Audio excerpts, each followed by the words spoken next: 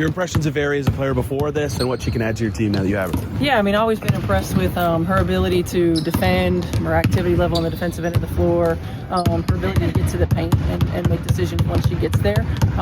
She's a true point guard, so she brings that energy, she brings that the ability to dictate, and she's been really good so far. I mean, it's a lot of information to absorb quickly, and she's done a great job with it. What was Sid able to do today? Sid participated in everything today, so now it'll just be we see how she recovers from this and make sure there's no setbacks.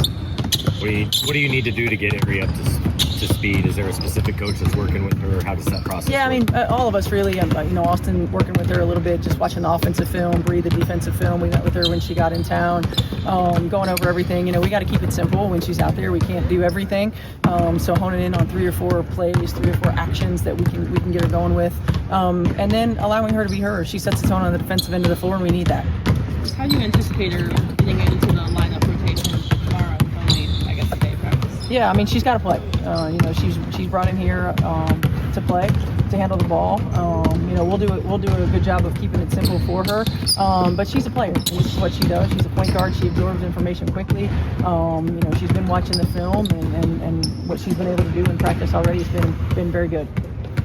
When you add a player mid-season like this, do you find it's harder to get them up to speed or get everybody else up to them, if that makes sense, like getting them to fit with their style? I think a combination of both. You've got to do a really good job of figuring out what you can run offensively, particularly when it's a point guard, right? With them involved in the action and who we're looking for and what.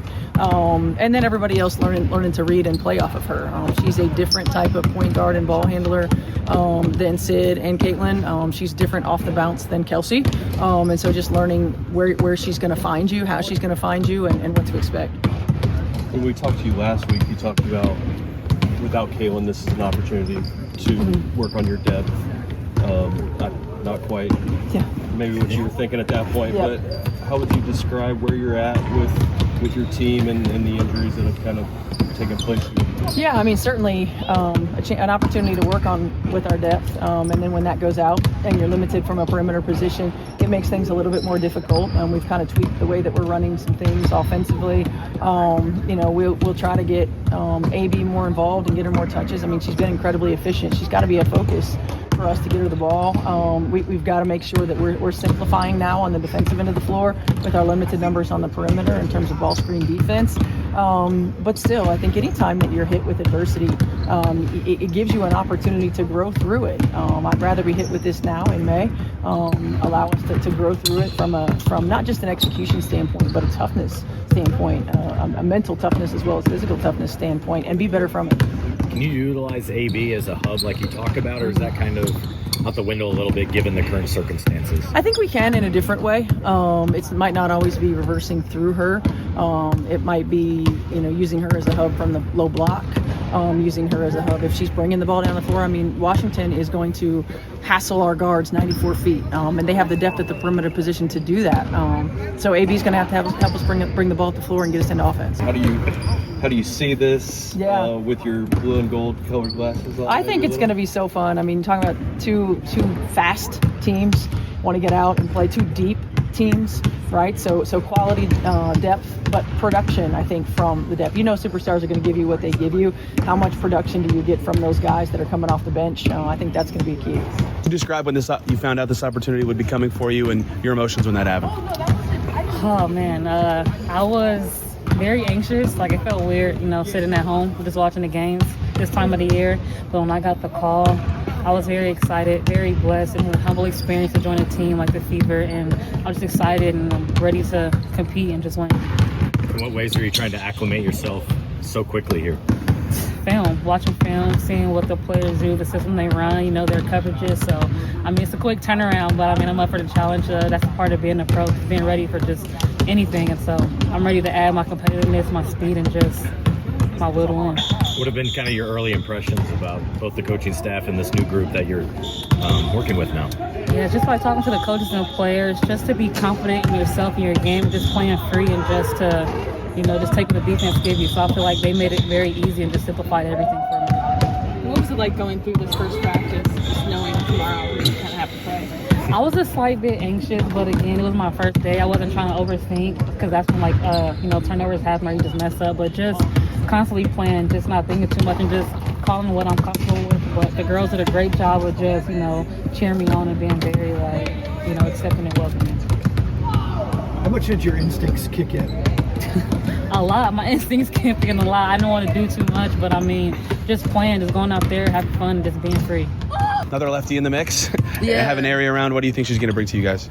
I think a big defensive presence, scrappy, confident, get downhill, kind of like everything we need right now, just to kind of get a sense of energy, a sense of downhill, spacing, all that kind of stuff. I think she just kind of fits in on every angle, so I can appreciate her being here.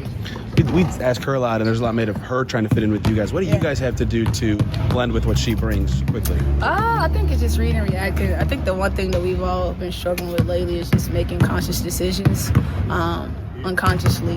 I think that we've been overthinking a bit in every aspect the last couple of games, and I think hopefully A brings in that sense of confidence for us not to think and make the right play on behalf of everybody else, and be confident making the play. And so I think her energy is going to kind of make that different for us now. Steph has talked about the need to simplify everything. To you, what does simplify mean within this group in the short term? I think, like what I just said, a combination of making the right play but keeping it simple and not overthinking. I think too, I've been kind of overthinking the process a bit on just making, the right play. And I think the right play is always the simple one. So to her point, I think we have to just kind of hone in on keeping it simple. But I do think that you got to get the reps to keep doing it. So here's to practice.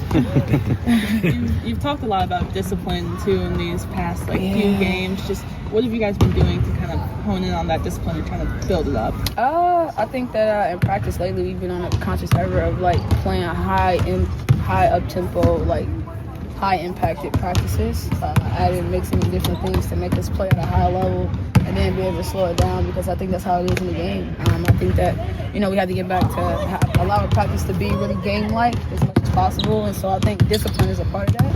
And so this week was all about making sure that we had in-game speed like we would if we were playing a true game. And so that's been our maturation for this week. So we'll see. Kelsey, if you look at your numbers over the years, June has always been a really good month for you. Is there something to that, maybe taking a few games to get going, but once you kind of heat up? Oh, man, I better be getting my SHIT together. That's what I tell you, Pat. I want to be shot ready, man. I want to be confident, and I think, obviously lately it's kind of been kind of rocky, but I think that for me, the more games that you get under your belt, the more, you just got to keep finding a rhythm, keep finding a way to, stay confident as you see. And I'm grateful that games come so consistently so you don't get a chance to dwell. And so I think, the month of June will be good for all of us. It seems like if you get one game going, it can kind of I hope so. You see it? Hey, Pat, I like the way you think. Yeah. I really do. Just kind of just want to get a rhythm. It's not really just scoring. It's about kind of just being able to play and be a hooper. And I think for me, that's always what I've been.